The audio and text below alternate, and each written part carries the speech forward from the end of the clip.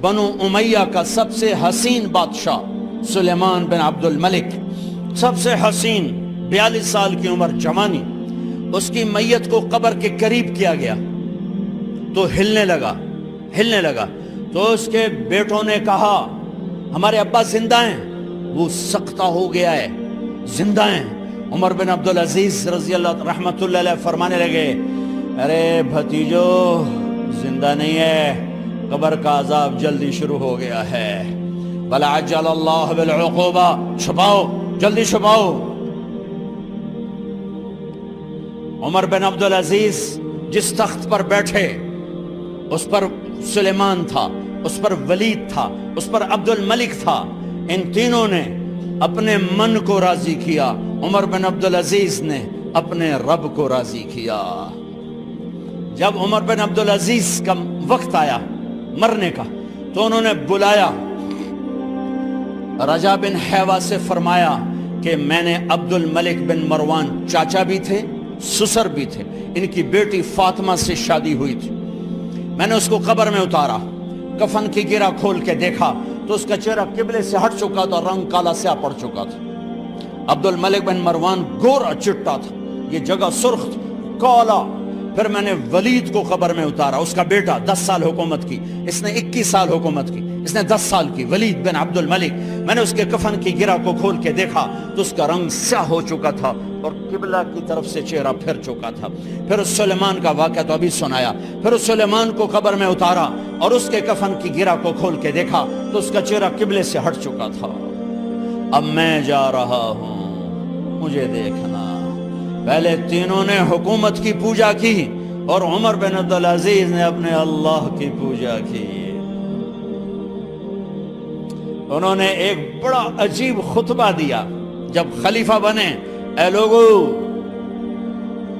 بچپن میں شعر و شاعری کا شوق تھا تو میں شاعر بنا، تھوڑا سا اٹھان ہوئی تو علم کا شوق لگا، میں نے علم حاصل کیا، جوان ہوا تو فاطمہ بنت عبد الملک سے عشق ہوا، میں نے اس سے شادی کی، اب اللہ نے مجھے حکومت دے دی ہے، اب تم دیکھو کہ میں اس سے اپنے اللہ کو راضی کروں گا۔ ہمارے حکمران تو ووٹ سے آتے ہیں اور چلے جاتے ہیں 4-5 سال کے بعد، ان کی وراثت میں حکومت آ رہی ہے اور 3 بر اعظم پر حکومت ہے، اور ایسا روب دبدبہ ہے بنو امیہ کا، کوئی ان کے سامنے سر نہیں اٹھا سکتا۔ 3 بر اعظم میں زکوٰۃ لینے والا کوئی نہ بچا، 3 بر اعظم میں سوال کرنے والا کوئی نہ بچا، 3 بر اعظم میں ظالم کوئی نہ بچا، 3 بر اعظم میں مظلوم کوئی نہ بچا۔ لیکن خود کیسا رہا؟ گھر آئے، فاطمہ بڑے اچھے دن گزرے ہیں، اب امتحان ہے، میں تیرا حق نہیں ادا کر سکوں گا، طلاق لینی ہے میں حاضر ہوں، ساتھ دینا ہے تو میرے اپنے حق معاف کرو، اپنے حق معاف کرو۔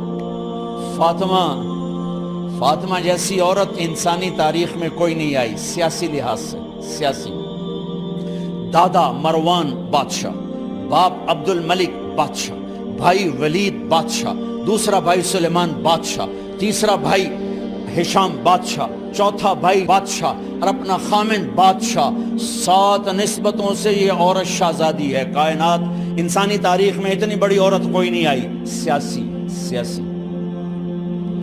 فاطمہ کہنے لگیں عمر، میں نے سکھ کے دن تیرے ساتھ گزارے ہیں، دکھ میں تجھے چھوڑ کے نہیں جاؤں گی، جو میں نے اپنے سارے حق معاف کیے۔ پھر حضرت عمر بن عبدالعزیز کی راتیں اور دن کیسے گزرے؟ مسلح پہ بیٹھتے اور روتے وہیں سو جاتے اور روتے وہیں سے اٹھتے، پر 3 بر اعظم میں ظالم کوئی نہ بچا، مظلوم کوئی نہ بچا، زکوٰۃ لینے والا کوئی نہ بچا، اپنی حکومت کو اللہ کی رضا کے لیے استعمال کیا۔ کیسے استعمال کیا؟ سارے مال فاطمہ کا سارا زیور بیت المال میں ڈال دیا،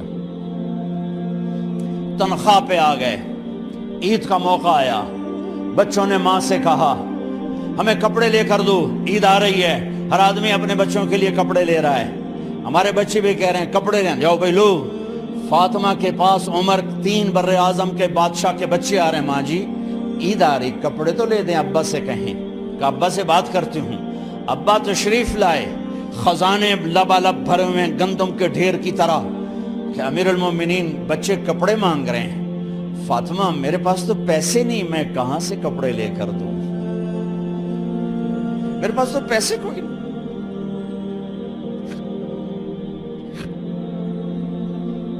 حضرت فاطمہ نے کہا پھر بچوں کا کیا کروں؟ کہا پھر مجھے بھی نہیں پتا کیا کروں. اس کے پہلے 3 حکمرانوں نے لوٹ مار کے بازار گرم کیے, ظلم و ستم کے پہاڑ توڑے, اور آج اسی خزانے پہ ایک شخص بیٹھا ہے جو اللہ کو راضی کرنے کے جھنڈے گاڑ رہا ہے.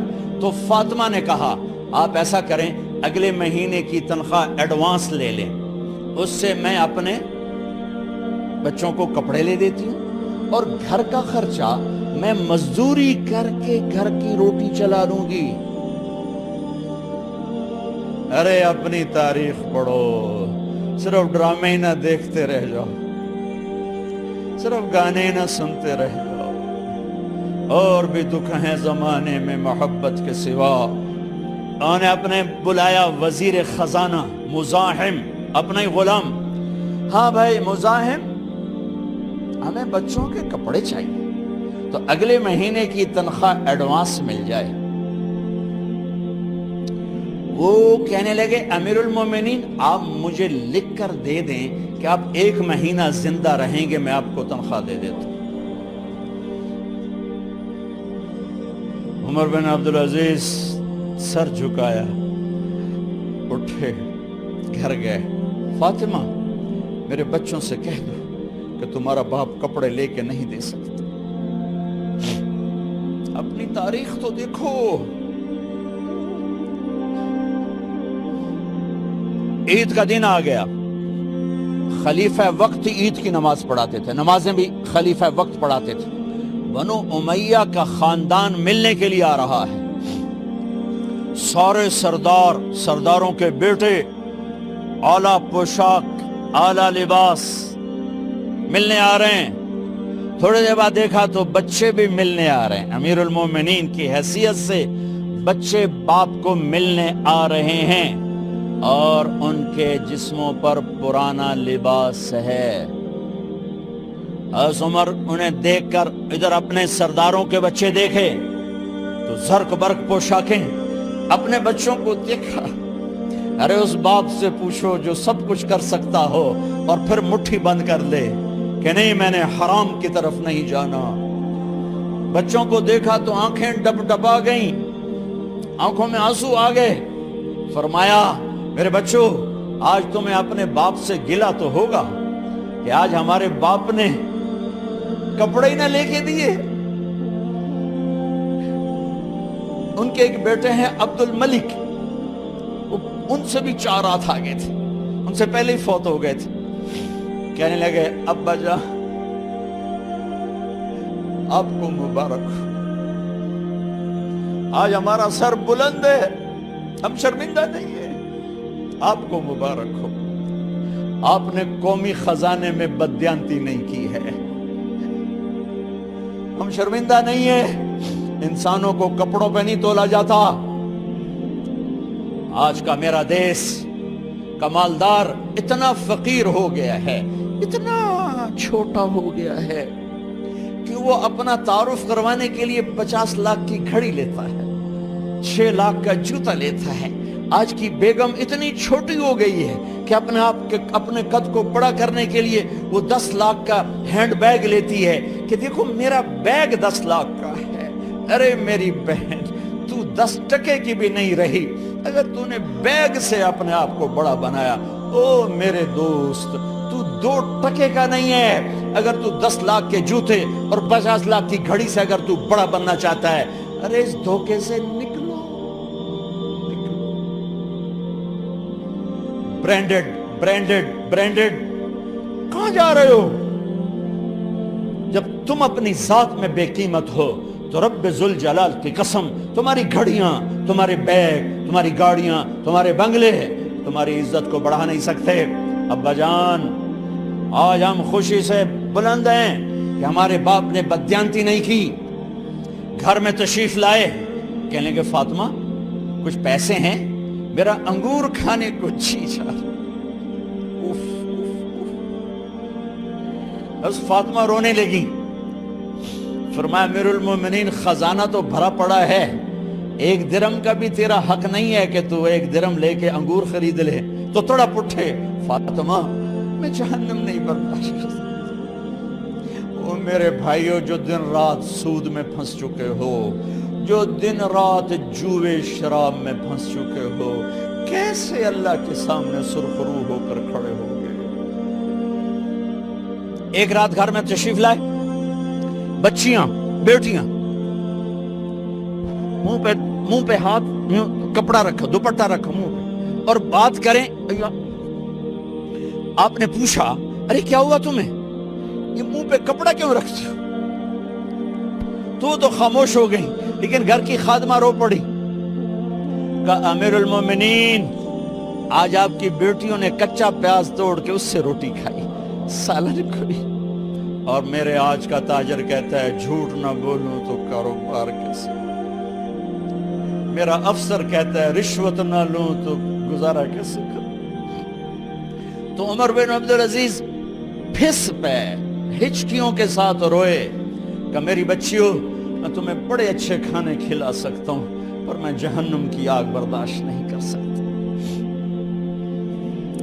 بھائیو، اس بندے نے اپنے آپ کو ذبح کر دی، اللہ کو راضی کرنے کے لیے ذبح کر دی، اپنے ذات کو، اپنے جذبات کو، اپنے احساسات کو۔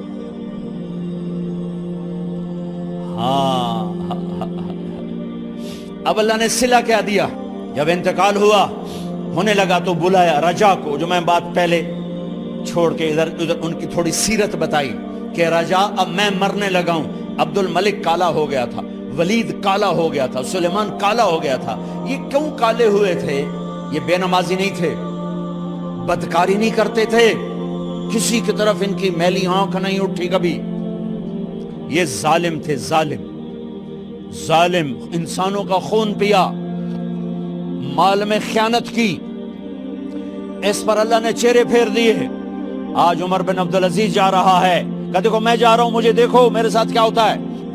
ان کا انتقال ہوا، ان کی میت قبر کے کنارے رکھی گئی، اور اب نیچے اتارنا ہے۔ سلیمان کی میت کو اتارنے لگے تو ہلنے لگا، اور عذاب قبر پہلے شروع ہو گیا۔ عمر کی میت کو جب قبر کے قریب کیا گیا، ایسے ہوا کا جھونکا آیا، ایک پرچہ ایسے لہراتا ہوا یوں آیا، یوں آیا، یوں آیا، اور عمر کے سینے پر گر گیا۔